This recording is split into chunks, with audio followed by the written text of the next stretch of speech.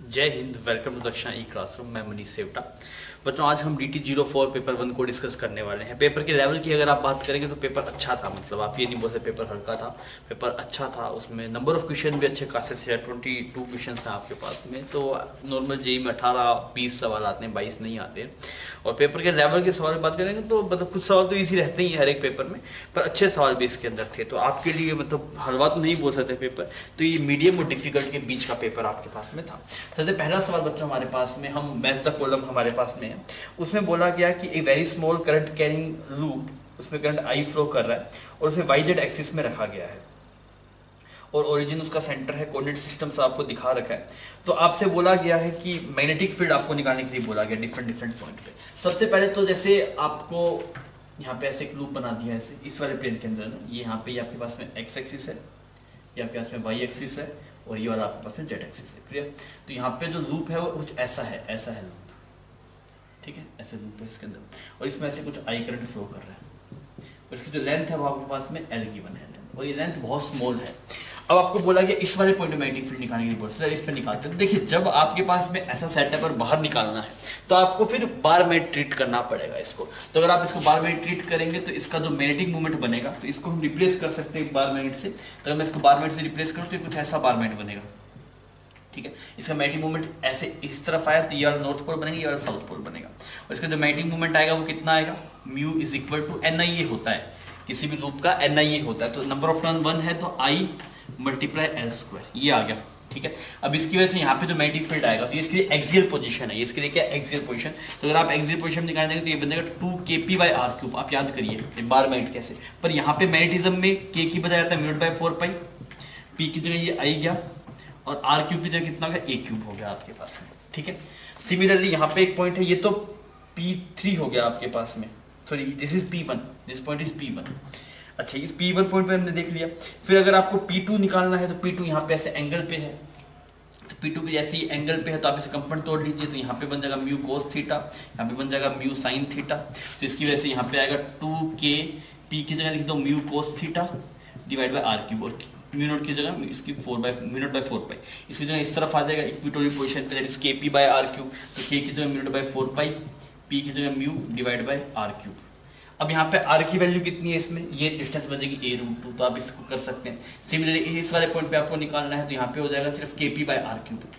kp/r³ सबसे ज्यादा जो पता है वो देखते हैं। P1 पे हमें पता है, P1 पे कुछ ऐसा रिजल्ट आ रहा है 1/2 का, 1/2 का आ रहा है आपके पास में। तो 1/2 तो आपके पास P पे है, मतलब P ऑप्शन से मैच करता है। B का तो P मैच कर रहा है, तो B का P मैच करेगा। ठीक है, C और फिर अगर हम C का देखें, C पॉइंट कौन सा है आपके पास में, C ऑप्शन आपके पास में हो गया एट पॉइंट P2 ये वाला है। इस पे अगर हम देखेंगे तो kp/r³ हो जाएगा। तो k की जगह तो म्यू नॉट बाई 4π, p की जगह ये वाली वैल्यू पुट कर दो, this with the value of p, हमने कहा पे ये वाली वैल्यू IL² डिवाइड बाई इसकी जगह कितना आ जाएगा r³ आ जाएगा, r की जगह a हो जाएगा यहाँ पे a³। तो डिवाइड बाई 4 आना चाहिए आपके पास में। तो आपके इसमें s मैच कर रहा है। ठीक है, p का आपके पास में s मैच कर रहा है। ठीक है, तो C का S मैच कर रहा है। सिमिलरली अगर आप इस वाले पॉइंट पे निकाल रहे हैं तो फिर कंपोनेंट ब्रेक कर देंगे, सब हो जाएगा। और एक ऑप्शन जो A वाले में है वो इसके सेंटर पे पहुंचा है, तो यार ये ऐसा फिर बन जाएगा। ऐसे मान लो ये लूप है, इसकी वजह से यहाँ पे निकालिए तो वो एक्सप्रेशन निकाल के लगाना पड़ेगा, पूरा कैलकुलेशन करिए इसके अंदर भी। इस वायर के ऐसे कितना है μ/4π I/d integration cos theta d theta, उसको फिर मल्टीप्लाई 4 कर दो तो ये थोड़ा कैलकुलेटिव हो जाएगा।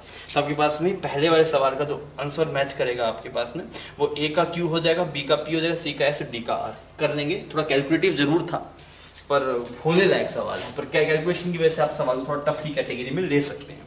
फिर अब बात करते हैं हमारा सेकंड मैच द कॉलम की। सेकंड मैच द कॉलम में क्या बोल रहा है, एक लॉन्ग सिलेंड्रिकल कंडक्टर है, उसकी रेडियस कुछ r है और उसमें 2 सिलेंड्रिकल कैविटीज है और उन कैविटीज का जो डायमीटर है वो r है। ठीक है, और कंडक्टर में कुछ करंट डेंसिटी जे चल रहा है। मैग्नेटिक फील्ड पूछा गया पॉइंट Q के ऊपर कितना होगा। तो यहाँ पे अगर आप देखेंगे ऐसा कुछ है और यहाँ पे ऐसे कैविटीज बना दिया। ठीक है, और हमें कहाँ पे चाहिए, यहाँ से कुछ एक पॉइंट Q है और इसकी जो डिस्टेंस है आपके पास में वो 2r है।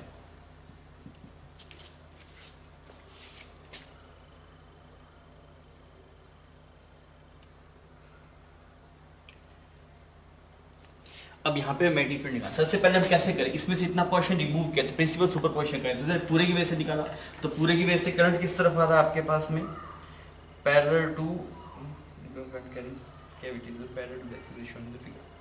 ठीक है। तो करंट ऐसा आ रहा है तो इसमें मैग्नेटिक फील्ड कुछ ऐसा आएगा इस पूरे की वजह से। तो पूरे की वजह से कुछ V1 लिख दो। अब इसकी वजह से यहाँ पे निकालो, इसकी वजह से यहाँ पे निकालो और उनकी वजह से सब्ट्रैक्ट कर दो। तो पूरे की वजह से V1 कितना आया, V1 आया म्यू नॉट आई। आई की वैल्यू कितनी आ जाएगी आपके पास, I is J multiply pi are square mu naught I divide by 2 pi d. तो 2 पाई डी की जगह कितना आ जाएगा, 2 आ जाएगा। क्लियर, ये तो पूरे की वजह से आ गया। अब इस एक की वजह से निकालते हैं, सेपरेट करना पड़ेगा। तो इसकी वजह से कैसा है, कुछ ऐसी डायरेक्शन में आएगा। अगर मैं B1 हटा के B2 देखूँ ना तो B2 कुछ ऐसा आएगा और इसकी वजह से जो आएगा वो आपके पास में कुछ ऐसा आएगा। तो हमें सिर्फ वर्टिकल कंपोनेंट हमें लेके एडअप करने हैं। तो इसकी वजह से मैं यहाँ पे देखता हूँ तो ये डिस्टेंस कितना हो गया, ये 2r है और ये वाला बन गया आपके पास में r/2। क्लियर, ये डिस्टेंस 2r है और ये डिस्टेंस बन गया आपके पास में r/2। अब ये डिस्टेंस निकालिए कितना बनेगा, ये बन जाएगा 4r² प्लस r²/4। ये वाला distance that is 4r² plus r²/4। तो √17/4r ऐसा बन जाएगा ये डिस्टेंस। ठीक है, ये जो डिस्टेंस है इसका नाम कुछ l बोल दीजिए। अब इसकी वजह से आप क्या लिखेंगे, दैट इज म्यू नॉट आई। आई की जगह कितना है यहाँ पे, J multiply pi r²/4 mu naught I divide by 2 pi D की जगह जो आपके पास में आएगा √17/4r। अब ये ऐसा बन गया यहाँ पे। ठीक है, अब ये जो मैग्नेटिक फील्ड है कुछ ऐसा है। तो इस वाले एंगल को अगर मैं थीटा बोल दूं, this angle that is this angle is theta, तो ये वाला एंगल हो गया 90 में, या फिर ये वाला एंगल थीटा हो गया। तो हमें कौन सी कोस थीटा कंपोनेंट चाहिए, तो आपने कर दिया मल्टीप्लाई कोस थीटा, क्योंकि ये वाले कैंसिल आउट हो जाएंगे। मल्टीप्लाई 2 कर दो बिकॉज ऊपर वाले की वजह से भी ऐसे ही आएगा। क्लियर, अब देखो इसने इसको मार दिया। कोस थीटा क्या हो गया, बेस बाय हाइपोटेन्यूज। तो बेस बाय हाइपोटेन्यूज हो गया √17/4। ठीक है, ये वैल्यू साफ होगी यहाँ पे। और इसमें क्या क्या कट रहा है, कुछ कट रहा है क्या, इसे थोड़ा सोल्व कर देते हैं। तो ये बन गया mu naught J pi multiply 2r mu naught J pi multiply 2r divide by यहाँ पे 4 हो गया और ये भी 4 बनता तो इससे कैंसिल आउट हो जाएगा। तो यहाँ पे 17 बच जाएगा और इस पाई ने इसको मार दिया, ऐसा बन गया। और इसकी वजह से जो एक्सप्रेशन आ रहा था that is mu naught J r divide by 4r mu naught J r divide by 4r। Solve कर दीजिए, 4 सोल्व करने कितना रिजल्ट आएगा देखिए। तो इसको अगर हम एलसीएम ले लें, 17 एलसीएम आ जाएगा। 17 यहाँ पे 8 बन जाएगा और वहाँ पे बन जाएगा 17।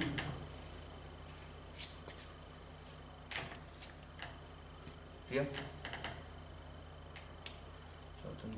17 ठीक है, और डिवाइड बाई 17/4 आ जाएगा। तो ये वाली टर्म कितनी आ रही है आपके पास, 9/17 मल्टीप्लाई 4 J मल्टीप्लाई R। यहाँ पे ये आंसर आ जाएगा। अब इससे किससे बचकर, तो यहाँ पे अल्फा की वैल्यू 9 आ रही है आपके पास में। ठीक है, तो सवाल सिंपल है पर हाँ अब कैलकुलेटिव जरूर है। दोनों ही सवाल आपके पास कैलकुलेशन वाले थे। क्लियर, तो नेक्स्ट हमारे पास क्वेश्चन नंबर 3 है। क्वेश्चन नंबर 3 में क्या बोल रहा है कि एक चेन है, उसकी लेंथ कुछ L है और उसको रेस्ट से रिलीज किया गया एक फिक्स इंक्लाइन प्लेन पे। इनिशियली पूरी जो लेंथ है आपके पास में वो इस इंक्लाइन प्लेन के ऊपर ही है और ये वाला एंगल 30 डिग्री है। ठीक है, आपसे क्या बोला गया कि जब हाफ लेंथ नीचे आ जाएगा तो इसकी वेलोसिटी कितनी है। तो पहले ऐसे पूरा ऐसे था। ठीक है, तो आप ये मान लीजिए भी ये वाली लेंथ पूरी L है तो ये इतना L/2 सेंटर ऑफ मास यहाँ पे, तो इसकी इनिशियल पोटेंशियल एनर्जी कितनी होगी, तो इनिशियल पोटेंशियल एनर्जी आ गई mg और हाइट कितनी आ गई आपके पास, दैट इज L/2 sin 30, तो 1/2 बन गया आपके पास, दैट इज mg L/4 इतनी इनिशियल एनर्जी है। फाइनल एनर्जी देखते हैं, तो फाइनल एनर्जी में आप देखें तो L/2 तो यहाँ पे बचा और L/2 कुछ यहाँ पे बचा। ठीक है, तो हम देखिए तो इसकी पोटेंशियल पहले देखते हैं, इसकी पोटेंशियल कितनी बनेगी। यू फाइनल अगर आप देखेंगे दैट इज यू फाइनल अगर हम चेक करें तो ये बनेगा m/2 g, ये बन गया आपके पास में L/4 L/4 sin theta that is 1/2, that is सही किया ना, m/2 g L/4, this is become mg L/16। ये इस पोर्शन के नीचे वाले की अगर हम देखें तो माइनस आएगा वो, ये इस वाले पोर्शन देखो तो, क्योंकि ये रेफरेंस साइन ना ऊपर पॉइंट नीचे नेगेटिव, इसकी कितनी बनेगी माइनस mg L/4, क्लियर, क्योंकि इसका मास m/2 हो गया, मास m/2, g centre of mass इसका यहाँ पे होगा, L/2 तो L/4 पे, तो माइनस mg L/8। तो टोटल कितनी बची फाइनल देखना, फाइनल एनर्जी जो बची that is mg L/16 minus mg L/8। हमने इसके अलग अलग निकाली, हाफ की अलग इसकी अलग, तो ये वैल्यू कितनी आ गई आपके पास में माइनस mg L/16, ये वैल्यू आ गई यू फाइनल, और यू इनिशियल ये है। तो अगर आप डेल्टा यू देखेंगे, डेल्टा यू कितना आया आपके पास में, you final minus you initial, mg L/16 minus mg L/4, ठीक है, तो कितना बन गया माइनस 5 mg L/16, ठीक है, तो ये डेल्टा यू आया is equal to half M V square, इसने इसको उड़ा दिया, तो वेलोसिटी का एक्सप्रेशन कितना है √5/8 GL, तो यहाँ पे 5/8 और g की वैल्यू कितनी है 10, और what is the value of L here, L की वैल्यू 4/25, 4/25, तो यहाँ पे 5 आ गया, यहाँ पे 2 आ गया, यहाँ पे 1 मीटर पर सेकेंड, ठीक है, सिंपल था सवाल, जहाँ दिक्कत वाला नहीं है। नेक्स्ट हम चलते हैं क्वेश्चन नंबर 4 के अंदर। इसमें क्या बोला गया, small object can move in a vertical plane along a semi circle of radius 0.1 meter without friction, the speed at which the ball must be launch from point A so that the acceleration is 3g at point B. तो यहाँ पे जो acceleration होनी चाहिए वो 3g होना चाहिए, तो आप क्या बोलेंगे, ऊपर की तरफ नॉर्मल लग रहा होगा या फिर कोई सब जुड़ती नहीं है, एक्सीलरेशन तो यहाँ पे AC होगा, तो AC किसके बराबर होना चाहिए v²/r, तो इसके जो 3g है तो v कितना आ जाएगा √3gr, यहाँ पे वेलोसिटी √3gr होनी चाहिए, तो यहाँ पे कितनी चाहिए, यहाँ पे √gr होनी चाहिए, बिकॉज √2gr का डिफरेंस आता है, तो यहाँ पे √gr होगा तो √3gr होगा, तो अब वैसे √gr आपका आंसर होना चाहिए। अब इसमें कुछ वैल्यूज वगैरह दी है क्या, रेडियस सब गिवन है तो वो थोड़ा देख लेते हैं। g की वैल्यू तो होगी 10 और r की वैल्यू कितनी है 0.1, तो ये बन जाएगा 1 मीटर पर सेकेंड, तो आपके पास में इसका भी आंसर 1 हो जाएगा, क्लियर। नेक्स्ट हम क्वेश्चन नंबर 5 की बात करते हैं। अच्छा सवाल है, इसने क्या बोला गया कि ऐसे एक सिलेंडर है, ये सिलेंडर फिक्स है और यहाँ पे ऐसे एक रस्सी हैंग कर रही है और इस रस्सी की जो लेंथ है आपके पास में वो 1.2 मीटर है, ठीक है। इसकी जो रेडियस है आपके पास में, रेडियस है 7/66 मीटर, और ये लेंथ ये है। तो आपसे पूछा गया कि मिनिमम वेलोसिटी कितनी हो so that string get slack before, मतलब रैप होने से पहले स्लैग ना हो, ऐसा कुछ है ये। तो अब जैसे जैसे इधर घूमेगा तो इस पर रैप होता रहेगा। तो इसकी पेरीफ्री वैसे चेक कर लेते हैं, आइडिया तो लेते हैं पेरीफ्री कितनी है सिलेंडर की। तो इसकी पेरीफ्री होगी 2πr, r की वैल्यू 7/66, और 66 का टर्म है तो पाई को फिर 22/7 लिखा जाएगा। तो ये वैल्यू कितनी बन गई, तो 2/3 मीटर है। इसको भी थोड़ा फ्रैक्शन में कन्वर्ट कर देते हैं तो ये बन जाएगा 6/5 मीटर, ठीक है। ये कुछ ऐसा है, ये 2/3, ये 6/5। तो ये अप्रोक्सी वैल्यू आर कितनी थी, तो 1.2 थी, अप्रोक्सी वैल्यू 0.66 है, तो अप्रोक्सीमेटली डबल के आसपास है, मतलब 2 राउंड पूरा होना है। अभी जो स्लैग होने के चांसेस हैं आपके पास में, जो स्लैग होने के चांसेस हैं वो, अगर फर्स्ट आप यहाँ तक पहुँच जाता है, ऐसे यहाँ तक इस वाले लेंथ के कोरस्पॉन्डिंग स्लैग नहीं होता, फिर आगे दिक्कत नहीं होगी, आगे स्लैग नहीं होगा। तो हमें इस वाले पॉइंट तक यहाँ पे पहुँचाना है इसको। तो मैंने बोला यहाँ पे वेलोसिटी कितना होती है, लेंथ कितनी बचेगी, देखिए ये 6/5 था, 6/5 में से 1/3 सेपरेट करना पड़ेगा, क्योंकि ये पाई आर लेंथ इसको ऑक्यूपाइड करे, तो ये लेंथ इतनी बचेगी। तो ये लेंथ कुछ एल नाम दे दो, तो ये एल की वैल्यू आ गई। तो एल की वैल्यू कितनी आ गई आपके पास, दिस विल बिकम 18 - 5, ठीक है। तो ये वैल्यू कितनी बन जाएगी 13/15 मीटर। तो यहाँ पे जो वेलोसिटी रिक्वायर्ड है √GL होगी, जी और एल की वैल्यू कितनी है 13/15, इतनी वेलोसिटी यहाँ पे इस वाले पॉइंट पे रिक्वायर्ड है। अब यहाँ पे हमें कितनी देनी पड़ेगी वो पूछा, तो इन दोनों पॉइंट से वर्क एंड थ्योरम लगाया था, तो वर्क डन बाय ग्रेविटी कितना होगा, mg, एल की जगह कितना है 6/5 प्लस, और ये लेंथ कितनी है एल की value 13/5 is equal to change in velocity, तो हाफ m, ये वर्क डन बाय ग्रेविटी है।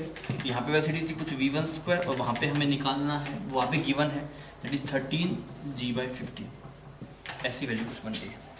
इसको थोड़ा सोल्व करके देखें तो m की वैल्यू सवाल में गिवन है क्या? m की जरूरत ही नहीं है, m तो कट ही जाएगा वैसे भी, m कट गया आपके पास में। g को g पढ़ा रहने देते हैं एक बार। तो यहाँ पे 15 LCM आ गया आपके पास, तो ये कितना बन जाएगा +13, और ये बन गया v1²/2 जिसकी वैल्यू हमें चाहिए, और यहाँ पे बन गया 13g/30। क्लियर?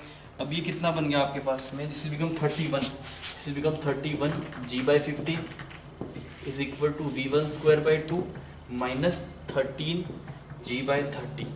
उसको उधर लेके जाइए तो ये बन जाए 13g × 2 प्लस 13g, ये 31g × 2 डिवाइड बाई 30 बनेगा, इज इक्वल टू v1² / 2। तो यहाँ पे ये आ गया 15। तो v1 की वैल्यू कितनी आ रही है, √of 31 × 2, ये तो हो गया 62, 62 + 13, सही ना?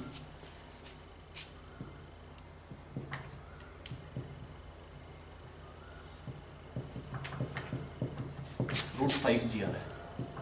तो √5g अगर आप देखेंगे तो ये अप्रोक्स √49 आएगा, 7 आंसर आता है, 7 मीटर/सेकंड। क्लियर? तो अगेन सवाल आपके पास में कैलकुलेटिव था, पर ये कंसेप्ट इसके बाद वैसिटी बढ़ेगी ना आगे, तो इसके बाद तो वैसिटी बढ़नी है, उसका आगे दिक्कत ही नहीं है। तो यहीं पे आपको समस्या थी। क्लियर? फिर हम आगे बढ़ते हैं, पहले इसको छाप लीजिए फिर आगे बढ़ेंगे। नेक्स्ट हमारे पास क्वेश्चन नंबर 6 है। क्वेश्चन नंबर 6 में बोला गया कि ऐसे एक सर्कुलर रीजन है मैग्नेटिक फील्ड का, उसमें ऊपर तो एक अलग डायरेक्शन में है, यहाँ पे ऐसे अंदर की तरफ है, और यहाँ पे ऐसे इधर रीजन में बाहर की तरफ है। अब यहाँ से ऐसे एक स्क्रीन है जिसको r डिस्टेंस पे रखा गया, यहाँ पे ऐसे स्क्रीन है, और अब ये जो चार्ज है इस पे कुछ यहाँ पे ऐसे सेंटर कुछ बन जाएगा, मतलब बीम आ रही थी एक ऊपर की तरफ, यहाँ पे ऐसे, यहाँ पे ऐसे। जो ऊपर वाले में है उसका सेंटर तो कुछ यहाँ पे दिखाई देगा आपको, और जो नीचे वाला है उसका सेंटर कुछ नीचे की तरफ दिखाई देगा, तो अलग अलग डायरेक्शन में डेविएट होंगे। ठीक है? अब ये होगा क्या, मान लो स्लीडियस कुछ यहाँ पे है, तो ये कुछ ऐसे यहाँ से ऐसे आएगा, यहाँ से कुछ ऐसे निकलेगा, फिर ये सीधा ऊपर चला जाएगा। क्लियर? ऐसा कुछ एक्सप्रेशन आपको दिखाई देगा। अब ये रेडियस है आपके पास में mv/qb, रेडियस है mv/qb। ठीक है? अब हमें अगर ये डेविएशन पता लग जाए, जिस पॉइंट से निकल रहा था वो हमें समझ में आ जाए, तो हमारा काफ़ी हद तक काम बन सकता है। अब इसमें सबसे रेडियस की वैल्यू निकालते हैं। रेडियस की वैल्यू कितनी है, r आएगा आपके पास, ये जो रेडियस है इसकी जो रेडियस गिवन है ये गिवन है √3, और ये जो r' हमारे पास में आएगा जैसे mv/qb, तो m की वैल्यू है 2 ग्राम 2/1000, v की वैल्यू 0.3, q की वैल्यू कितनी है 1 मिलीकूलम, तो यहाँ पे, और मैग्नेटिक फील्ड की वैल्यू कितनी है आपके पास में 0.2। ठीक, ये यहाँ पे साफ हो गया, ये यहाँ पे साफ हो गया, तो ये ऐसे आ गया, तो ये आपके पास में आ गया 3 मीटर। तो r' की वैल्यू आपके पास में आ गई 3 मीटर।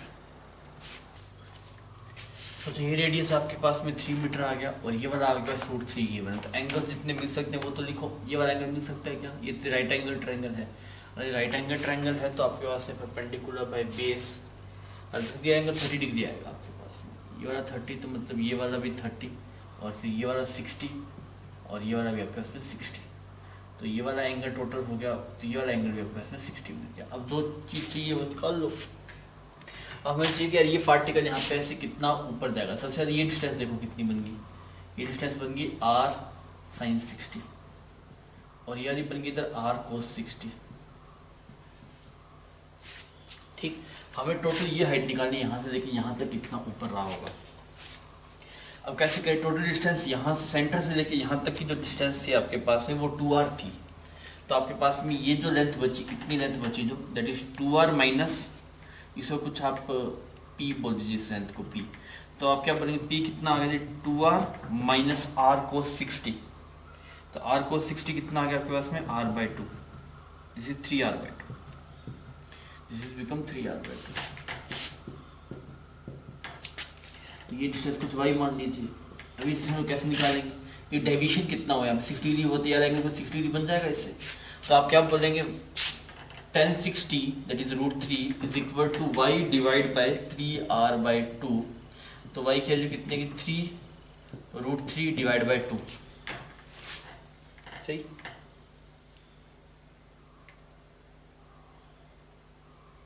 ऐसा कुछ एक्सप्रेशन आ रहा है, इसे 3√3 r डिवाइड बाई 2, ये y आ गया आपके पास में।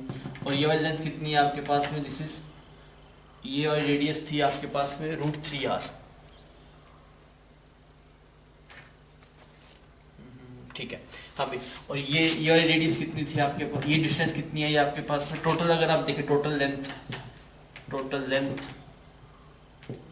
तो कितना आ जाएगा, ये बन गया 3√3 2r प्लस ये वाला डिस्टेंस आपके पास में, तो r sin 60 हो गया, तो ये बन गया r√3/2, और इसका डबल, क्योंकि सेम वैसे नीचे वाले के लिए भी तो आ रहा होगा, यहाँ से ऐसे करके ऐसे भी तो नहीं कर रहा होगा, नीचे वाले के लिए भी आ रहा होगा, इसका डबल करना पड़ेगा।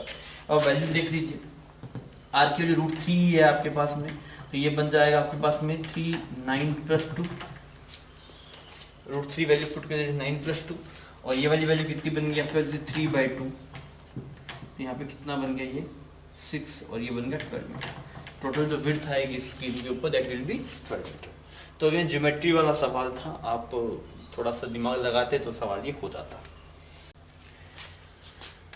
जो नेक्स्ट आपका क्वेश्चन नंबर 7 है, क्वेश्चन नंबर 7 में बोला गया है, अगेन ये 3D का थोड़ा सा है, आपको विजुअलाइज करना पड़ेगा सवाल को। तो उसने ऐसा बोला कि ऐसे करे कुछ एक सेगमेंट है ऐसे, और इससे कुछ ऐसे, यहाँ से ऐसे कुछ किसी हाइट के ऊपर यहाँ पे ऐसे एक वायर को रखा गया है, ठीक है, और इसमें से कुछ करंट फ्लो कर रहा है, इसमें करंट जो है 65 एम्पियर करंट फ्लो कर रहा है, और ये जो हाइट है आपके पास में 12 सेंटीमीटर, ठीक है, और ये जो आपके पास में 10 सेंटीमीटर। अब फोर्स पूछा कितना टॉर्क आएगा, तो ABCD इसमें लिखा होगा ABCD, और जो फील्ड लाइंस बनेगी वो इस वाली वायर के सर्कुलर बनेगी, फील्ड लाइन जो आएगी आपके पास में वो इस वाली वायर के सर्कुलर आएगी, जो ऊपर जो वायर है ना उससे आप सर्कुलर आर्क बना सकते हैं ना, वैसी कुछ फील्ड लाइंस आएगी।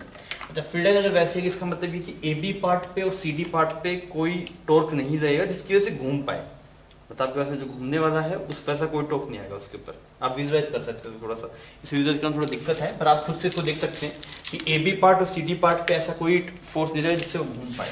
तो अगर हम BC पार्ट को ड्रॉ करें तो ये वाला कुछ BC पार्ट हो गया, BC में करंट B2C जा रहा है, जिसको अंदर की तरफ बना दें, और AD पार्ट में अगर आप देखें तो करंट ऐसे बाहर आ रहा है, उसको ये बना दीजिए, ठीक है, और यहाँ पे ये ऐसे वायर दिखा दीजिए, ये वाली वायर है कितने एम्पियर की, 65 एम्पियर की। अब ये जो डिस्टेंस है आपके पास, ये सवाल में गिवन है 12, ये वाली कुछ गिवन है आपको 5, तो ये कितनी हो जाएगी आपके पास में 13, ठीक है।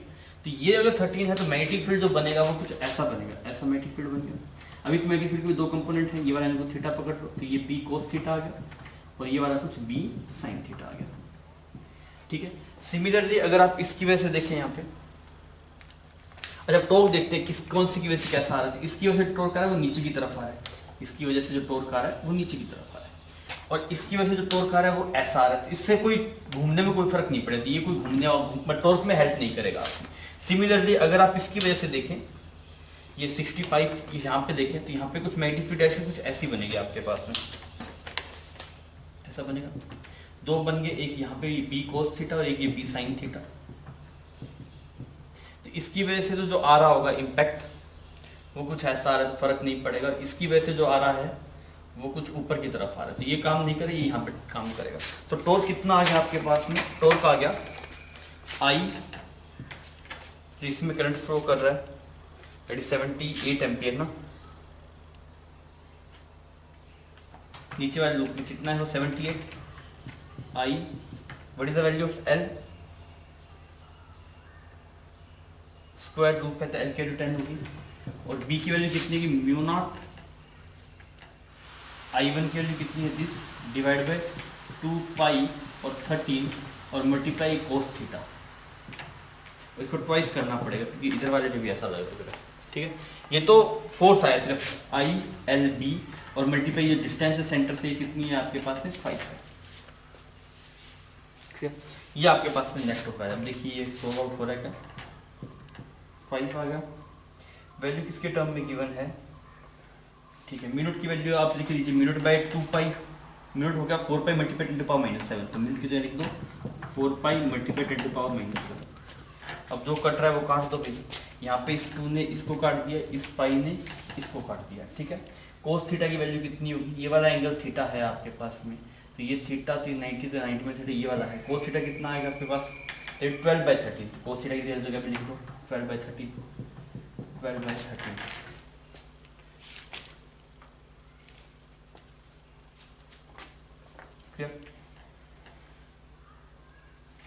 यहाँ पे 6 आ गया आपके पास में, तो टॉर्क की वैल्यू कितनी आ गई 6, 5, 30, ये 10 आ गया यहाँ पे, तो ये एक और 10 लिख दो यहाँ पे, और यहाँ पे 60 आ गया प्लस 4 आ गया, और यहाँ पे 10⁻⁻7 आ गया, तो ये 3 तो यहाँ पे कट गए थे, यहाँ पे इसकी जगह 10⁻⁻4, और तो टॉर्क की वैल्यू कितनी है आपके पास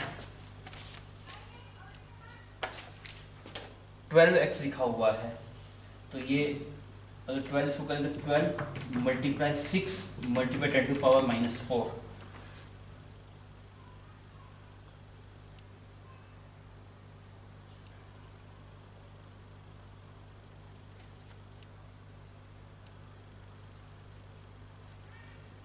तो आंसर में आपके पास यहाँ पे 6 आ जाएगी, वो 12x लिखा हुआ है। अब यहाँ पे एक पावर का चक्कर है, बिकॉज हमने सेंटीमीटर में ले लिया, उसमें आपको मीटर में लेना था, तो आप डिवाइड बाय 100 और करेंगे, तो उस वजह से एक 100 आपको मिसिंग है, तो ये ऐसा 12 मल्टीप्लाई दिस 10⁻⁻6, तो यहाँ पे 6 आपके पास में इसका आंसर हो जाएगा। तो अगेन सवाल कैलकुलेटिव था, पेपर वैसे ही कैलकुलेटिव है, तो ये वाला सवाल भी आपके पास में अच्छी खासी कैलकुलेशन थी।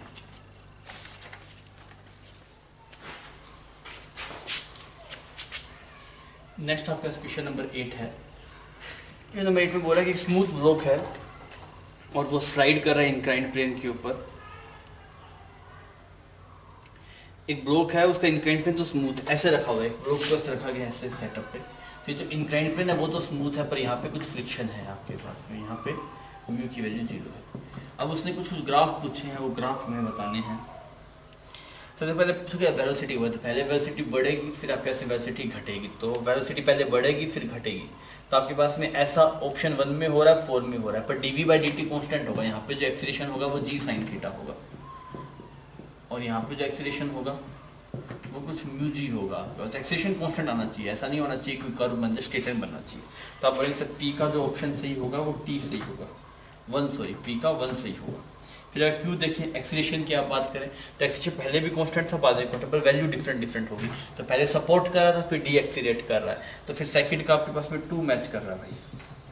और मैकेनिकल एनर्जी की अगर आप बात करेंगे आर की, तो यहाँ से लेके यहाँ तक मैकेनिकल एनर्जी कांस्टेंट थी, काइनेटिक एनर्जी प्लस पोटेंशियल जो मैकेनिकल एनर्जी बोलते हैं ना, तो यहाँ से लेके यहाँ तक कांस्टेंट थी, फिर डिक्रीज होना शुरू हो गई, बिकॉज फिर फ्रिक्शन लॉस करवा रहा है आपके पास में, तो इसका आर का 3 मैच कर रहा है। और काइनेटिक एनर्जी की अगर आप बात करें तो पहले बढ़ रही है फिर घट रही है, तो v² का कर्व बनेगा, तो आपके पास में s का 4 मैच कर रहा है। सिंपल सवाल था, आप कर सकते थे।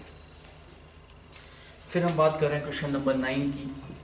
क्वेश्चन नंबर 9 में क्या बोल रहा है, there can exist a magnetic field 100 tesla I cap in a space, a particle of mass 10 kg charge pi coulomb is projected from origin, ठीक है। The position of the particle observe eight t = 5, 1 and 2, मतलब 5 second में 1 second में, तो table given है, तो values पूछिए अभी कौन सी वैल्यू कितनी होगी। अब आइए इसको थोड़ा देखते हैं। हाँ बच्चों ये है आपके पास में ना, तो आइए सबसे पहले मैंने डायग्राम को दिखा दिया, मतलब इसमें जो मैग्नेटिक फील्ड है वो इस तरफ है 10 टेस्ला, वेलोसिटी एक्सप्रेशन कुछ ऐसा लिखा हुआ है, ये I cap हो गया, ये वाला J हो गया, और परपेंडिकुलर वाला K हो जाएगा। अब वेलोसिटी ऐसी होती है, ये वाली वेलोसिटी इसके पैरेलल में है मैग्नेटिक फील्ड के, तो यहाँ पे 2 I cap हो गया, और ये वाली इसके परपेंडिकुलर है, तो वेलोसिटी जो परपेंडिकुलर है टू मैग्नेटिक फील्ड वो वैल्यू कितनी है आपके पास में 3J + 4K, तो ये हेलिकल पाथ आपके पास में आएगा, हेलिकल पाथ। अब जो पिच आएगी आपके पास से वो इस वाली वेलोसिटी कोरस्पॉन्डिंग आएगी, तो यहाँ पे वो जो सेंटर होगा 3I + 4 की, यहाँ पे कुछ वेलोसिटी ऐसे बन रही होगी, तो इसके ऐसे कुछ सर्कल में घूमेगा और ऐसे हेलिकल ऐसे आएगी तरफ जाएगा। तो आपसे एक्स कोऑर्डिनेट पूछा गया, तो एक्स कोऑर्डिनेट अगर आप t = 0.5 पे देखें, सर टाइम पीरियड निकाल, टाइम पीरियड कितना होता है आगे हेल्प मिलेगा, 2 पाई m की वैल्यू कितनी है 10/qb, ये वैल्यू होगी आपके पास में, ये पाई से इसको, तो टाइम पीरियड 2 सेकंड का टाइम पीरियड है। सबसे पहले क्या पूछा इससे, t = 0, x1 की वैल्यू पूछे, x1 क्या है, t is equal 0.x coordinate, तो x कोऑर्डिनेट अगर आप निकालेंगे at t is equal to 0.5 तो कितना आएगा, वेलोसिटी है 2 मल्टीप्लाई 0.5 तो ये 1 आएगा। तो आपके सबसे पहले p का तो 1 मैच कर जाएगा, तो p का 2 हो जाएगा आपके पास में ना, p का 2, तो इससे समझ में आ जा रहा है कि भाई b ऑप्शन मैच कर जाएगा, और तो कुछ में है ही नहीं p का 2।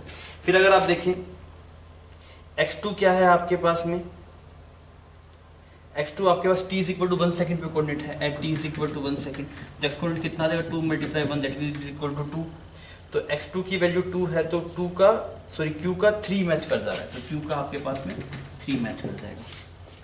फिर आपके पास y3 अगर आप देख रहे हैं तो y कोऑर्डिनेट पूछा गया, t जो 2 सेकंड, टाइम पीरियड भी 2 सेकंड ही है, तो वापस वहीं पे घूम के वहीं पे 0 आ जाएगा आपके पास में, तो r का आपके पास में इसमें 1 हो जाएगा। सिमिलरली अगर आप s का पूछ रहे हैं तो s क्या है आपके पास में, इसमें Z3 है आपके पास में, तो वापस घूम के वहीं पे आ जाएगा ना, z कोऑर्डिनेट भी 0 ही होगा आपके पास में, तो s का भी 1 हो जाएगा। तो सवाल अगर आप पाथ देख लेते तो आपको दिक्कत नहीं होता। क्लियर? अब आइए अपने आगे बढ़ते हैं।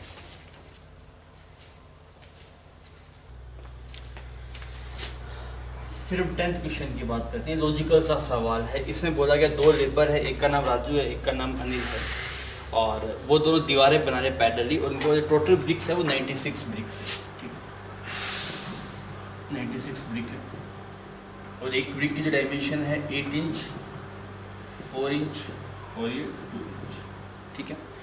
अब इसमें बोला गया the length of each wall, length कितनी है वॉल की, दैट इज 4 डैश, 1 डैश का मतलब कितना होगा 30 centimetre, this is 4 multiply 30 centimetre, this is 120 centimetre, तो लेंथ है आपके पास में वो 120 सेंटीमीटर, ठीक है। और 1 डबल डैश आपके पास में 2.5 सेंटीमीटर के बराबर है, ऐसा उसने बोर्ड है सवाल के अंदर। अब इसने बोला कि दोनों की जो हाइट है वो डिफरेंट है, जो राजू बना रहा है वो 4 इंच थिक बना रहा है, उसकी जो राजू बना रहा है उसमें जो दीवार की थिकनेस है आपके पास में वो 4 इंच है ऐसे, ठीक है, यहाँ पे ऐसे 4 इंच में बना रहा है। और अगर आप देखें अनिल देख रहे हैं तो अनिल कैसे बना रहा है, ऐसे इसको ऐसे कुछ 2 इंच बना रहा है ऐसे, ये बना रहा है 2 इंच। तो कुल मिला के ये पूछ रहा है कि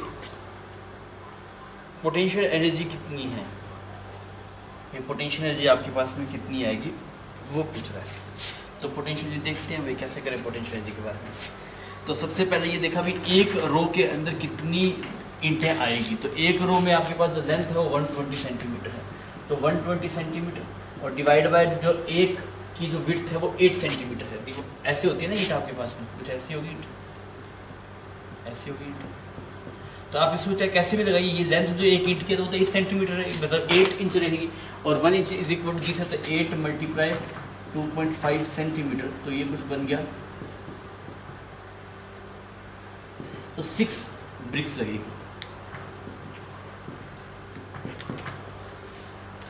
एक मतलब ऐसे लाइन के अंदर आपके पास में यहाँ पे ऐसे एक लाइन के अंदर से 6 ईंटें लगेगी, दोनों ही केस में आपके पास में टोटल से 6 यहाँ पे यूज होगी।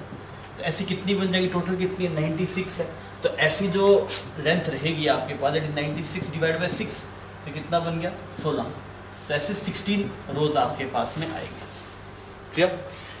अब अगर हम बात करें इस वाले केस के अंदर, राजू वाले केस के अंदर बात करें, तो एक ईंट की जो ऊंचाई रहेगी वो फिर 2 इंच आपके पास में रहेगी, तो टोटल कितनी हाइट चला गया, टोटल हाइट बनी आपके पास में दैट इज 16 मल्टीप्लाई एक की है 2 इंच और 1 इंच हो गया 2.5 सेंटीमीटर, ऐसा कुछ बन गया, तो 16 5 80 हो गया 80 सेंटीमीटर, इतनी हाइट की उसने बना दी दीवार, 80 सेंटीमीटर हाइट की पहले वाला बंदा बनाएगा। ठीक, तो और आप दूसरे वाले की देखेंगे, ये तो आपके पास में राजू का आया, और अगर आप यही अनिल का देखेंगे तो अनिल क्या बनाएगा, इसकी जो हाइट आ रही होगी दैट इज एक 16 मीटर है, बस 16 ब्रिक्स लगानी है वर्टिकली, और एक की जो ऊंचाई है आपके पास में वो 4 इंच आएगा, 4 मल्टीप्लाई 2.5, ठीक है। तो इसका अगर हम देखें तो 10, तो ये 160 सेंटीमीटर आ गया आपके पास में। तो पोटेंशियल एनर्जी अगर आप देखें, वर्क डन वो पोटेंशियल एनर्जी में गया, तो इसकी जो पोटेंशियल एनर्जी आ रही होगी वो कितनी आ रही होगी, mg 80 centimetre divide by 100 multiply 2, ये जो पोटेंशियल एनर्जी आपके पास में राजू के काम की जो पोटेंशियल एनर्जी आ रही है, जो राजू ने वर्क किया वो जो पोटेंशियल एनर्जी में गया वो ये है। तो m की वैल्यू कितनी है सवाल में? एक ब्रिक का मास है 500 ग्राम, तो एक ब्रिक का मास हो गया 500 ग्राम, दैट इज 1/2। टोटल कितनी ब्रिक थी? 96, इतना मास आ गया। और g की वैल्यू कुछ 10 रख लीजिए, और ये बन गया आपके पास में 8/20। क्लियर? इसने इसको उड़ाया तो यहाँ पे 2 बन गया, यहाँ पे 4, जब इसमें 2 आएगा सो सोल्व करें, this is become 192 joule, this is become 192 joule. Similarly अगर आप नीचे लगाएंगे जैसे mgh यहाँ पे 160 डिवाइड बाय 100 डिवाइड बाय 2, इसको सोल्व करेंगे तो इसका जस्ट डबल हो जाएगा, तो ये आएगा 384 जूल। तो यही चेंजिंग पोटेंशियल एनर्जी और यही वर्क डन होगा। तो सबसे पहले पूछा भी वर्क जो पोटेंशियल एनर्जी में स्टोर होगा वो कितना होगा? एक का 192, दूसरे का 384, तो फर्स्ट ऑप्शन मैच कर गया। क्वेश्चन नंबर 11 में अगर हम बात करें तो 11 में ये पूछा गया कि कोई कितने टाइम टू गिवन है उससे फर्क नहीं पड़ता, difference in the work perform. तो जो चेंज इन पोटेंशियल एनर्जी आएगी आपके पास है वही वर्क का डिफरेंस आएगा। तो चेंज इन पोटेंशियल कितने? 192 जूल। तो आप बोलेंगे सर सेकंड ऑप्शन इसके अंदर मैच कर जाएगा। क्लियर? तो ये मतलब फिजिक्स का सवाल मतलब बेसिक सी चीज़ थी, बस थोड़ा सा लॉजिक आपको लगाना था, कितनी हाइट है वो सब। तो सवाल तो ट्रिकी था, आप नहीं बोल सकते, बिल्कुल सिंपल था। अब आइए अपने 12th प्रॉब्लम में चलते हैं। फिर हम क्वेश्चन नंबर 12 की बात करते हैं। क्वेश्चन नंबर 12 में बोला गया कि यहाँ पे ऐसे एक स्फीयर था और इसके ऊपर ऐसे वायर्स का कुछ लूप है, वो ऐसे बाउंड कर रखे हैं, ठीक है, ऐसे कुछ वीयर लूप के। इससे बोला गया person want to roll a solid non conducting sphere, इसका मास m है, रेडियस r है और ये सॉलिड स्फीयर है आपके पास, ठीक है। फ्रिक्शन कोएफिशिएंट म्यू वगैरह सब सफिशिएंट है। करंट I फ्लो करवाया गया,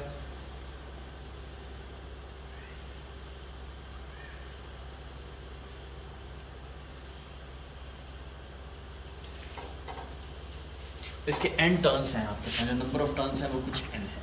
अभी बोला कि थीटा एंगल ये रोटेट कर जाता है, थीटा एंगल रोटेट कर जाता है, तो एंगुलर वेलोसिटी कितनी? हम इनिशियल पोटेंशियल देखते हैं। पोटेंशियल जाता है माइनस म्यू डॉट बी, अगर आपको याद हो तो माइनस म्यू डॉट बी। तो मैग्नेटिक फील्ड कुछ ऐसा है और मैग्नेटिक मूवमेंट कुछ ऊपर की तरफ है, तो दोनों में 90 डिग्री होगा तो इनिशियल पोटेंशियल 0 होगी। फाइनल अगर आप देखेंगे तो ये अगर थीटा डिग्री रोटेट करता है तो मैग्नेटिक फील्ड भी यहाँ पे ऐसे कुछ थीटा डिग्री रोटेट कर देगा, ऐसे ये थीटा डिग्री रोटेट कर देगा, ये आएगा 90 माइनस थीटा हो जाएगा। तो फाइनल अगर देखें माइनस म्यू डॉट बी, तो म्यू की जगह कितना गया n आई, एरिया कितना गया पाई आर स्क्वायर और multiply B mu dot B ना, तो ये कितना बन जाएगा? बी बन जाएगा cos 90 minus theta sine theta बन जाएगा, इतना आ गया। अभी चेंजिंग पोटेंशियल एनर्जी सबकी सब काइनेटिक एनर्जी में चली जाएगी। हाँ भाई, अब ये जो चेंजिंग पोटेंशियल एनर्जी में काइनेटिक एनर्जी में चली जाएगी। चेंजिंग पोटेंशियल कितना हुआ? n I pi are square B sine theta is equal to M V R plus I omega. I omega कितना हो गया? 1/5 to half M V square, kinetic energy हो जाएगी translation half M V square plus ये आ गया, ठीक है। अब हमें ओमेगा की वैल्यू चाहिए तो हम इसको लिख सकते हैं 1/2 m omega square R square plus 1/5 m omega square R square और ये expression n I pi are square B sine theta. तो ये वैल्यू जो सोल्व करके आपके पास में आ रही है 5 और 7/5 m omega square R square और n I pi are square B sine theta. तो इस पाई वाई तो कुछ कट नहीं रहा, आर स्क्वायर यहाँ पे उठ रहा है, आर स्क्वायर आप उड़ा दीजिए, यहाँ बन गया 5/7 n I pi B sine theta divide by m का रूट, तो √5/7 आ रहा है। तो अगर आपके पास में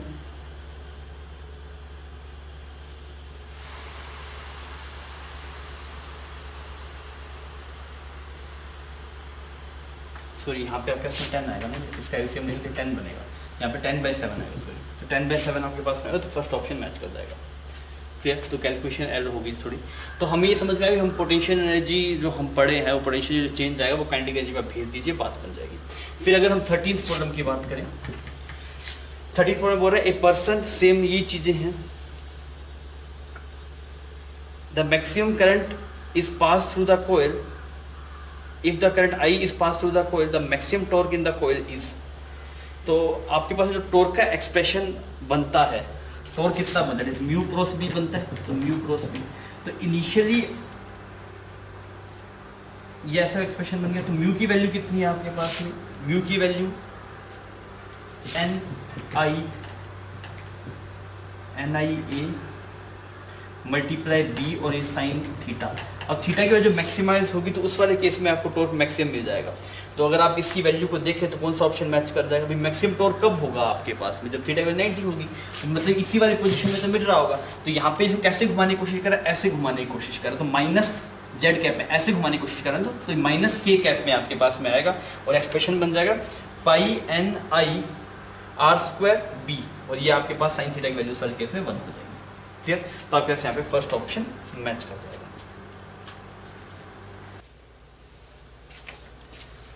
बच्चों नेक्स्ट हमारे पास क्वेश्चन नंबर 14 है।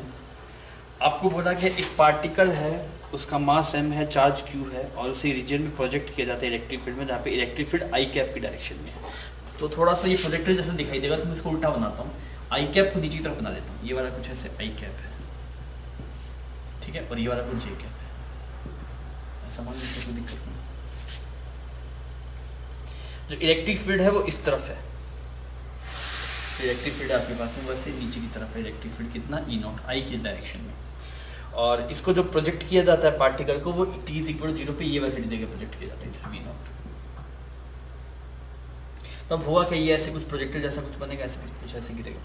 आपसे बोलते हैं radius of curvature of the particle when x coordinate become x is equal to become x not, radius of the particle is become x not, the radius of curvature of the particle when its x coordinate become x naught। तो x coordinate इसको x naught बनाना है, मतलब यहाँ पे कहीं पे आ जाएगा ये इस वाले केस में। तो ये जो हाइट आपके पास में है ये कुछ x naught है, ये वेलोसिटी तो v naught की v naught रहेगी, क्लियर। और ये वाली वेलोसिटी कितनी बन जाएगी वो vy चेक कर देता हूँ मैं। तो vy के लिए क्या लिखूंगा, v² is equal to u²। इस डायरेक्शन में तो कोई वेलोसिटी नहीं थी पहले, 2 a की जगह वैल्यू कितनी है q E0/m और मल्टीप्लाई x नॉट, ठीक है। तो ये vy का स्क्वायर आ गया आपके पास में, 2q E0 x not divide by m। अब सवाल में कुछ कुछ वैल्यूज क्या गिवन है पता नहीं, थोड़ा देखते हैं। उसने बोला कि m0² v0² is equal 2q E0 m x not. तो यहाँ पे कुछ ऐसा उसने लिखा हुआ है, तो ये m तो उड़ा देते हैं, इसका मतलब नहीं है m को उड़ाओ यहाँ पे। तो कुल मिला के जो mv0² की इसकी वैल्यू देखिए, 2q E0 x नॉट, इसकी वैल्यू है m0 v0²। तो यहाँ पे ये vy² किसके बराबर बन गया, दिस इज v0² के बराबर। तो vy भी कितना बन गया, v0 बन गया। तो भाई ये वाली वेलोसिटी भी उस टाइम पे v0 बन गई। नेट वेलोसिटी कुछ ऐसी आ गई, √2 v0, ठीक है, समझ में आ गया। नेट वेलोसिटी कुछ ऐसे बन गई, √2 v0 45 डिग्री पे। अब जो एक्सीलरेशन है वो इस तरफ है, वो कुछ एक्सीलरेशन a मान लो एक बार के लिए। ये वाला एंगल कितना, 45 डिग्री। तो अगर आपको रेडियस ऑफ कर्वेचर निकालना है, ये पूछे रेडियस ऑफ कर्वेचर, तो आप एक्सीलरेशन कंपोनेंट तोड़ते हैं, तो आप बोलेंगे a sin 45 is equal to m v0² divide by radius of curvature आपको निकालना है। अब a की वैल्यू पुट करता हूँ, a की वैल्यू कितना है, q मतलब मुझे a चाहिए ना, a क्या हो गया, a इज बिकम QE/m0। तो यहाँ से बन गया QE0/m0। ये एक्सीलरेशन है, किसके बराबर है, देखिए ये वैल्यू है v0² divide by 2x0। Again इसमें कैलकुलेशन रिफर्स रही है भाई, कितनी वैल्यू आ गई है, QE0/m की वैल्यू हमने देखी, तो this is become v0² divide by 2x0।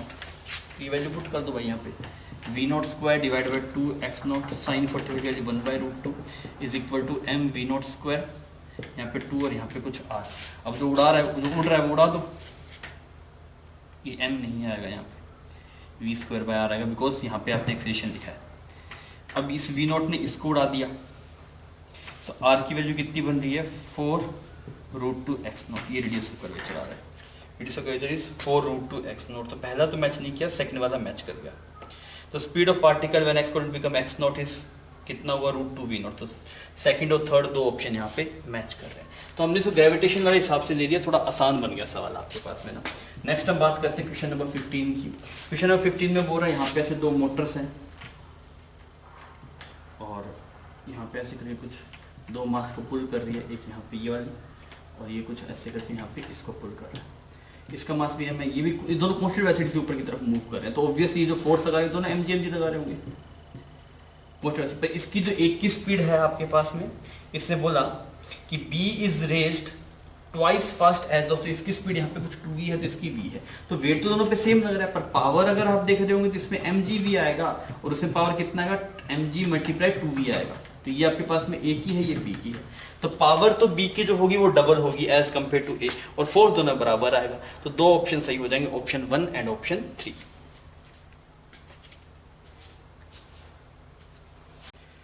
बच्चों नेक्स्ट आपके पास जो क्वेश्चन है क्वेश्चन नंबर 60। आपको बोला गया a block is attached by a spring of spring constant this और तो आपसे पूछा पोटेंशियल एनर्जी कितनी है। तो ये कुछ इसको ऐसे देख लो, मान लीजिए यहाँ पे ये मास कुछ m है और यहाँ पे कुछ कांस्टेंट फोर्स है, स्प्रिंग की वजह से आ जाएगा हाफ के एक्स स्क्वायर। और आप समझ देखिए अगर ये f नीचे की तरफ होता है mg, तो आप माइनस एम जी एक्स लिखते हैं ना, तो ये माइनस एम जी एक्स की जगह माइनस एफ एक्स बन जाएगा, और सम कुछ कांस्टेंट भी आ सकता है। तो उस पोटेंशियल एनर्जी तो डिपेंड करता है रेफरेंस क्या है, मान लीजिए यहाँ से कुछ एच हाइट पे है तो ये भी देना पड़ जाए, तो कांस्टेंट कुछ भी आ सकता है, उसकी कोई दिक्कत नहीं है, बस डायमेंशन सही होनी चाहिए। तो हाफ के x square F x plus कुछ भी कांस्टेंट हो सकता है। तो आपके पास में पहला ऑप्शन तो मैच कर रहा है, सेकंड में भी कांस्टेंट, पर सेकंड में दिक्कत है उसकी डायमेंशन मैच नहीं कर रही। भाई जो एनर्जी होना चाहिए फोर्स मल्टीप्लाई डिस्प्लेसमेंट होना चाहिए, तो फोर्स हो गया एफ बाई के, एफ बाई 2 की या फिर एफ बाई के मल्टीप्लाई डिस्प्लेसमेंट, ऐसा होना चाहिए। पहले वाले में क्या है कि वो फोर्स की यूनिट लिखी हुई है, तो इस वजह से पहला ऑप्शन मैच नहीं करे, सॉरी पहला ऑप्शन मैच है, सेकंड नहीं करेगा। सेकंड में जो एफ बाई 2 की टर्म आएगी वो तो फोर्स की टर्म है, हमें एनर्जी की टर्म चाहिए, तो सेकंड डायमेंशन ही गलत है, इस वजह से गलत होगी। तो वो अगर सही होता ना तो आपके पास एफ स्क्वायर बाई 5 के लिखा तब भी वो सही हो जाता, कोई दिक्कत नहीं, कोई भी क्वेश्चन हो सकता है। फिर बोला स्टेबल इक्विलिब्रियम कहाँ पे है, स्टेबल इक्विलिब्रियम आपके पास में अगर आप देखेंगे यहाँ पे आपके पास नेचुरल लेंथ है, तो अगर आप इक्विलिब्रियम के लिए जाएंगे तो यहाँ पे कहीं पे इक्विलिब्रियम होगा, क्लियर। तो यहाँ पे इसकी जो x की वैल्यू आएगी तो आप क्या लिखेंगे, kx is equal to f, तो x की वैल्यू कितनी है f बाई के, तो उसके उधर लेके जाएंगे तो वो इधर खींचेगा, इधर लेके जाएंगे तो वो इधर खींचेगा, तो स्टेबल इक्विलिब्रियम है। थर्ड सही है, x इज इक्वल टू 0, तो इक्विलिब्रियम है ही नहीं, तो उसकी बात ही नहीं होगी। तो आपके पास में दो ऑप्शन सही हो गए, ऑप्शन 1 एंड ऑप्शन 3। नेक्स्ट हम चलते हैं क्वेश्चन नंबर 17 के ऊपर। क्वेश्चन नंबर 17 में बोल रहा है कि कंजर्वेटिव फोर्स है वो ऐसे वर्क कर रहा है, एफ एक्स कर्व आपको शो कर रहा है, एफ एक्स कर्व कुछ यहाँ पे ऐसे शो कर रहा है, और ये वाला जो पॉइंट है वो B है, ये वाला पॉइंट कुछ है A है, और ये वाला पॉइंट कुछ C है, क्लियर। एनर्जीज गिवन है आपको, इसने बोला कि x इज इक्वल टू 0 पे जो एनर्जी है वो 0 है, यहाँ पे एनर्जी कितनी है 0, यहाँ पे जो एनर्जी है वो 20 जूल, यहाँ पे जो एनर्जी है वो कितनी है 20 जूल, और यहाँ पे जो एनर्जी है आपके पास में वो -10 जूल है, और यहाँ पे जो एनर्जी है वो U -20 जूल है। अब इसे बोला कि अगर कितनी कैटेगरी दे ताकि बी पे पहुंच जाए, तो ऑब्वियसली पीछे बैरियर है। देखिए ये कुछ ऐसा सीन है आपके पास में, ये कुछ ऐसा है, तो मान लीजिए यहाँ पे अगर आप रिस्क, यहाँ की पोटेंशियल जी ज्यादा है, यहाँ पे पोटेंशियल 0 है, यहाँ की पोटेंशियल आपने बोला माइनस है, तो अपने आप नहीं जाएगा ना, पहले बैरियर क्रॉस करना पड़ेगा। एनर्जी का जो मैक्सिमम एनर्जी का बैरियर है वो बीच में मैक्सिमम एनर्जी का बैरियर कितने का 20 जूल का दिखा रखा है, तो 20 जूल को पहले कवर करेगा तभी तो नीचे जा पाएगा। यहाँ से लेकर यहाँ तक पहुंचना जरूरी है, तो मिनिमम तो 20 जूल चाहिए ना आपको, यहाँ तक अगर पहुंचना है, यहाँ तक अगर पहुंचना है तो भाई मिनिमम 20 जूल चाहिए, जस्ट यहाँ पे पहुंचे उसके बाद में नीचे गिर जाए कोई दिक्कत नहीं है। तो अब बोला क्या, the minimum kinetic energy at x is equal to 0 required to reach at b is 20 joule. ये बात सही है, ऐसे नहीं जाएगा, अपने आपको दिख रहा है, इनिशियल फाइनल नहीं देख सकते, बीच में देखना पड़ेगा भाई एनर्जी कोई बैरियर तो नहीं है ऐसा। सेकंड की अगर आप बात करें, क्योंकि यही यहीं पे मैक्सिमम आएगा ना, पोटेंशियल मैक्सिमम तो यहीं पे आएगा, एफ एक्स कर्व है, जहाँ पे फोर्स 0 होगा वहीं पे मैक्सिमम आएगा, समझ में आ गई बात। अब अगर minimum kinetic energy at x is equal to 0 required to reach at c, अब सी पे पहुंचना तब भी पहले ये बैरियर क्रॉस करना पड़ेगा, एक बार ये बैरियर क्रॉस होगा तभी बात बनेगी आपके पास में, अरे बैरियर क्रॉस नहीं होगा तो फिर आपके पास में अगेन दिक्कत है। मेरी बात समझ में आ रही है। तो ये कुछ ऐसा कर्व बन रहा है आपके पास में, यहाँ पे ऐसे नीचे गया और देखिए यहाँ से चला, यहाँ पे 0 पोटेंशियल एनर्जी थी, बीच में 20 पे आया आपके पास में, फिर घटते घटते यहाँ पे ऐसे -10 पे चला गया, ठीक है, और फिर आपके पास में ऐसे कुछ नीचे जा रहा है और नीचे जाके फिर यहाँ पे आएगा। तो ये जो मिनिमा है यहाँ पे, ये वाली वैल्यू, यहाँ पे 4 0 है, यहाँ -20 जूल है, तो यहाँ से लेके नीचे पहुंचने में पहले इस बैरियर को क्रॉस करना पड़ेगा, तो अगेन 20 जूल आपके पास में रिक्वायर्ड है। तो इससे बोला मिनिमम कहते हैं सी पे पहुंचने के लिए भी 20 जूल रिक्वायर्ड है, तो बी ऑप्शन ही मैच कर गया। फिर इसने बोला पार्टिकल रिलीज करेंगे रेस्ट से तो सी पे अपने आप पहुंच जाएगा, नहीं पहुंचेगा। अब इसने बोला था particle is given a category 30 joule at point C, 30 joule आपने इसको दिया है x इज इक्वल टू 0 की तरफ, then it will reach at x is equal to 0। तो पहले यहाँ पे अगर आप इसको 30 जूल देंगे तो यहाँ पे है आपके पास में 20 जूल, तो भाई यहाँ से लेके यहाँ पे जाने के लिए 40 जूल रिक्वायर्ड है, पहले 40 जूल तो जाएगा ही नहीं वो वहाँ पे, क्योंकि यहाँ से अगर आप एनर्जी दे रहे हैं ना इसको सी वाले पॉइंट से, यहाँ से आप जाने 40 जूल रिक्वायर्ड है तो पहुंचेगा नहीं। दो ऑप्शन मैच कर जाएंगे, ऑप्शन 1 एंड ऑप्शन 2। फिर हम नेक्स्ट बढ़ते हैं क्वेश्चन नंबर 18 की तरफ। आपके पास में वर्टिकल सर्कुलर मोशन का सवाल है। बोला गया पार्टिकल को घुमाया जा रहा है 1 मीटर की रेडियस में, एक एंड इसका फिक्स है, मैक्सिमम और मिनिमम टेंशन स्ट्रिंग में 5/3 है। तो यहाँ पे मैक्सिमम टेंशन देखते हैं, मैक्सिमम टेंशन कुछ यहाँ पे आता है और मिनिमम टेंशन ऐसे कुछ ऊपर वाले पॉइंट पे आता है, इधर टी मिनिमम होता है और इधर ऐसे कुछ टी मैक्सिमम होता है। तो आप क्या बोलेंगे, T maximum minus M G is equal to M V square divide by R. ठीक है, ऐसा कुछ है। इससे पूछा क्या है एट दैट मिनिमम वेलोसिटी पूछा, तो इसको मान लो ये कुछ अंडर रूट कुछ एक्स जी एल हो गया, मतलब कुछ इसी की फॉर्म में आएगा। तो मान लीजिए under root X G L है, तो यहाँ पे कितना बचेगा x माइनस 4g। ठीक है, ये आपके पास में M B square by R, R की वैल्यू आपके पास में 1 है, स्क्वायर बाई आर, आर की वैल्यू 1 है, तो यहाँ पे M B square by R ये साफ हो गया। तो टी मैक्स की वैल्यू जो आ रही है that is X M G plus M G. ठीक है, टी मिनिमम अगर आप निकालने जाएंगे, टी मिनिमम के लिए इस वाले पॉइंट पे एफबीडी बनाता हूं, तो मैंने क्या लिखा, T minimum plus M G is equal to M V square. ठीक है, बाय आर का ये बन जाएगा। तो टी मिनिमम कितना आ गया बच्चों, this is become M X G minus 4 M G minus M G, तो ये माइनस 5 एम जी आ गया। अब इसका रेशियो गिवन है, मैक्सिमम वर्सेस मिनिमम का रेशियो आपको गिवन है वो 5/3 है। तो ये थोड़ा पुट कर देते हैं, तो यहाँ पे बन गया x plus 1 multiply M G divide by यहाँ पे कितना बन गया x minus 5 multiply M G, और इसकी वैल्यू 5/3। इसने इसको उड़ा दिया, देखिए 3x plus 3 is equal to 5x minus 25। तो यहाँ पे बन गया 2x, ये बन गया 2x और इज इक्वल 28। तो x की वैल्यू कुछ बन गई 14, तो यहाँ पे रूट 14 है, तो वहाँ पे रूट 10 जी आएगा आपके पास में। तो वेलोसिटी जो आपके पास में बनेगी minimum V minimum that is under root 10 G और एल की वैल्यू 1 है, तो 10 मीटर पर सेकंड आएगा। तो थर्ड ऑप्शन आपके पास मैच कर देगा। सिंपल सवाल था वर्टिकल सर्कुलर मोशन का, आप कर सकते थे।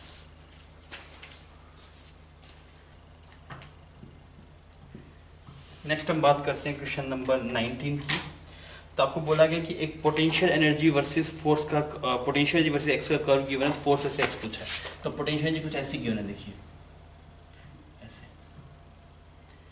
जैसे यू एक्स है, तो एफ होता कितना है, एफ होता है minus D you by D x. तो यहाँ पे स्लोप कांस्टेंट है पर पॉजिटिव है, तो फोर्स इसमें से नीचे आ जाएगा। इतने रीजन में स्लोप आपके पास में 0 हो गया, तो यहाँ फोर्स भी 0 बन जाएगा। इसमें अगर स्लोप नेगेटिव है तो फोर्स से पॉजिटिव बन जाएगा, यहाँ पे ऐसा बन जाएगा। फिर तो ये वाला पॉइंट कुछ x1 है, ये वाला पॉइंट कुछ x2 है और ये वाला पॉइंट कुछ x3 है। तो यहाँ पे ये वैल्यू x1 है, ये वाली वैल्यू कुछ x2 है और ये वाली वैल्यू कुछ x3 है। ठीक है, तो ऐसा कुछ एक्सप्रेशन आपको दिखाई दे रहा है। तो आपके पास में थर्ड ऑप्शन यहाँ पे मैच कर जाएगा। फिर हम बात करते हैं क्वेश्चन नंबर 20 की। तो क्वेश्चन नंबर 20 में दिखा रहा है कि कोयल ऐसे रखी गई है, ऐसे कोयल है, ठीक है, और यहाँ पे ऐसे, इसमें जो टेंशन है कुछ T1 है, इसमें जो टेंशन है कुछ T2 है। ये जो एंगल है 45 डिग्री है, मैग्नेटिक फील्ड कुछ ऐसा बना हुआ है मैग्नेटिक फील्ड, ठीक है, और ये वाला एंगल ऐसे कुछ 45 डिग्री है। ठीक है, तो इसमें जो मैग्नेटिक मूवमेंट आ रहा है वो कुछ ऐसा आ रहा है म्यू। तो इसको अगर हम देखें तो हमें एक तो फोर्स बैलेंस करना है, एक टॉर्क बैलेंस करना है। देख बोलेंगे T1 plus T2 is equal to mg, T1 plus T2 is equal to mg। और अगर हम यहाँ पे टॉर्क की इक्वेशन अगर हम देखेंगे तो ये कुछ ऐसे घुमाने की कोशिश करेगा, जिसको काउंटर करना है। तो आप क्या बोलेंगे, इक्वेशन में this become T1 minus T2, हम टॉर्क की इक्वेशन लिख रहे हैं T1 माइनस T2, और ये जो डिस्टेंस बनेगी ये r/√2। ये टॉर्क आया और ये मैग्नेटिक मूवमेंट वाले को कैंसिल आउट करेगा। तो मैग्नेटिक मूवमेंट को टॉर्क कितना गया, n, नंबर ऑफ टर्न्स तो 1 है, I, B और साइन 45, तो ये बन गया √2। इसने इसको उड़ा दिया। ठीक है, तो यहाँ से आपके पास बना T1 minus T2 is equal to I pi RP। Value put करता हूँ, I की वैल्यू सवाल में 1 एम्पियर है, पाई तो पाई है ही, R की वैल्यू 25 है, I की वैल्यू पाई, R की वैल्यू 25/100 और मैग्नेटिक फील्ड की वैल्यू सवाल में गिवन है क्या, 1 टेस्ला है। This is become π/4। तो T1 minus T2 is equal to π/4 और T1 प्लस T2 आपके पास में पाई है ही, क्योंकि m की वैल्यू आपको 10/π गिवन था। तो हमने लिखा T1 plus T2 is equal to pi T1 minus T2 is equal to pi by 4। इसको उड़ा दिया यहाँ पे, तो 2T1 इज इक्वल टू कितना है 5 पाई बाय 4। तो T1 की वैल्यू कितनी है 5 पाई बाय 8। तो T1 की वैल्यू ऐसे है, T2 कितना आ जाएगा पाई माइनस 5 पाई बाय 8 इसे 3 पाई बाय 8। जो रेशियो आ जाएगा वो 5:3 आ जाएगा। तो सेकंड ऑप्शन आपके पास मैच कर जाएगा। क्लियर?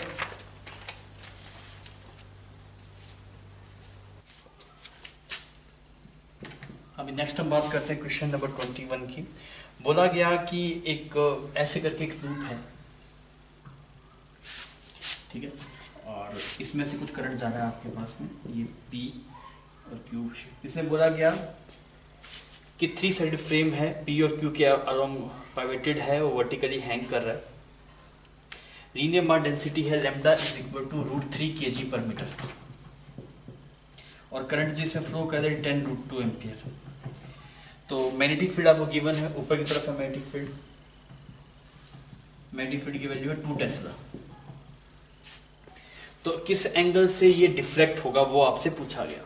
तो अब देखिए आपको टॉर्क बैलेंस करना है, torque of gravity is equal to torque of magnetic force, वो आप बैलेंस कर लीजिए। आपको जवाब में थोड़ा लेंथी जरूर है इसका, जैसे थीटा एंगल ऐसे डेविएट हो गया, थीटा एंगल ऐसे डेविएट हो गया, तो यहाँ पे mg लग रहा हो, इस वाले पे mg, इस वाले mg, तो आप mg का टॉर्क निकालिए, मैग्नेटिक मूवमेंट वाले का टॉर्क निकालिए, दोनों को बैलेंस आउट करिए, आपको जवाब में थोड़ा कैलकुलेटिव जरूर है, आप करेंगे तो हो जाएगा। नेक्स्ट हम बढ़ते हैं क्वेश्चन नंबर 22 के ऊपर। क्वेश्चन नंबर 22 में क्या बोला गया कि एक इलेक्ट्रॉन है वो प्रोटॉन के अराउंड रिवॉल्व कर रहा है। यहाँ पे कैसे प्रोटॉन है, इसके अराउंड ऐसे एक इलेक्ट्रॉन रिवॉल्व कर रहा है, ठीक है। और ये मैग्नेटिक फील्ड जो प्रोड्यूस करता है, मैग्नेटिक फील्ड की वैल्यू कितनी है आपके पास में 14 tesla, weber per metre square को टेस्ला बोल सकते हैं। तो इसकी एंगुलर वेलोसिटी कितनी होगी, तो मैग्नेटिक फील्ड आता है mu naught I divide by 2r, mu naught I divide by 2r। Radius given है क्या आपको, हाँ डायमीटर गिवन है, तो रेडियस कितना होगा 0.5 10 to power -10। Mu naught I अभी लिखना बाकी, डिवाइड बाय 2r। I की वैल्यू क्या लिख दूं मैं, Q की वैल्यू कितनी है 1.6 10 to पावर -19 और divide by Q by T होता है ना, तो T कितना हो जाएगा 2 पाई बाय ओमेगा। समझ में आ रहा है? मैंने mu naught I bye 2r लिखा अभी, क्योंकि करंट कैरिंग लूप किया जाता है mu naught I divide by 2r। तो ये जो I की वैल्यू है ये लिखी है Q by T, time period कितना है 2 पाई बाय ओमेगा, वो हमने यहाँ पे लिखा है। मैग्नेटिक फील्ड की वैल्यू आपको सवाल में गिवन ही है, ये 14 हो गया, ठीक है। और म्यू नॉट की वैल्यू आप यहाँ पुट कर दीजिए, म्यू नॉट की वैल्यू कितनी है 4 पाई मल्टीप्लाई 10 टू पावर -7। अच्छा इसमें देखो जो उड़ रहा है वो उड़ाओ, तो यहाँ पे तो ये एक इसने उसको उड़ा दिया, यहाँ पे 8 आ गया आपके पास में, ठीक है। तो म्यू नॉट की जगह 4 पाई 10 टू पावर -7, यहाँ पे बन गया 8 मल्टीप्लाई 10 टू पावर -19, यहाँ पे ओमेगा डिवाइड बाय अगर आप देखें तो ये बन गया 10 पाई 10 टू पावर -10। इस पाई ने इसको उड़ा दिया और यहाँ पे आप देखेंगे तो 2, यहाँ पे 5, सिमिलरली यहाँ पे देखेंगे तो यहाँ पे 4 और यहाँ पे 7। आप सोल्व कर लीजिए, तो यहाँ से जो ओमेगा की वैल्यू आपके पास में निकल के आती है, तो ओमेगा कुछ ऐसा बनेगा 4.375 10 टू पावर -16 रेडियन पर सेकेंड। कर लेंगे, ठीक है। बच्चों अभी हम लास्ट सवाल पे हैं, दैट क्वेश्चन नंबर 23। आपको बोला गया एक particle of mass m moving in circle of radius r and its centripetal acceleration is given as AC is equal to KRT, ठीक है। आज से बोला पावर डिलीवर कितना करेगा, ये जो फोर्स होगा वो पावर डिलीवर कितना करेगा। अब सेंट्रीपिटल फोर्स ये है, टोटल फोर्स है। देखिए अब सर्कल में अगर घूम रहा है तो 2 फोर्सेस लग रहे हैं, एक सेंटर की तरफ लग रहा है, एक टेंजेंशियल है, तो ऑब्वियस जो पावर है वो टेंजेंशियल की वजह से, सेंट्रीपिटल की वजह से पावर नहीं आता है। तो अगर ये सेंट्रीपिटल फोर्स है, इसको आप लिख दीजिए, दैट इज KRT, इसको आप लिख दीजिए। AC क्या होता है v²/r, v²/r लिख सकते हैं। तो यहाँ पे बन गया KR²T का root is equal to v। तो ये क्या बन गया √KT मल्टीप्लाई r। ये आपके पास में वेलोसिटी का एक्सप्रेशन आ गया। तो वेलोसिटी आपके पास में ऐसा, तो जो टेंजेंशियल एक्सीलरेशन होगा, टेंजेंशियल एक्सीलरेशन वो क्या होगा, ft क्या हो जाएगा m dv/dt, rate of change of speed. इसको मैं डिफरेंशिएट करता हूं तो क्या बनेगा, देखना r कॉमन रह गया, रूट के यहाँ पे कॉमन रह गया। इसको अगर आप डिफरेंशिएट करेंगे r⁴ को, तो कितना बन जाएगा, दिस इज बिकम 1/2 और यहाँ पे बन गया √t बन जाएगा आपके पास में नीचे की तरफ। तो ये आपके पास में टेंजेंशियल एक्सीलरेशन आ गया। तो पावर कितना आ जाएगा, पावर आ जाएगा ये टेंजेंशियल फोर्स मल्टीप्लाई वेलोसिटी। तो टेंजेंशियल फोर्स है mr√k डिवाइड बाय 2√t, और वेलोसिटी जो आपके पास में है वो यहाँ पे लिख दीजिए √kTr। इस t ने उसको उड़ा दिया तो ये बन गया mr²k/2। तो पहला ऑप्शन आपके पास मैच कर देगा। ठीक है बच्चों, इसी साथ में पेपर खत्म होता है। पेपर अच्छा ही था, बिकॉज कैलकुलेटिव भी था, लेंथी भी था, तो दोनों तरफ से इम्पैक्ट कर रहा था। ठीक है, हमने सब सॉल्व कर लिया। ओके बच्चों, थैंक यू फॉर वॉचिंग।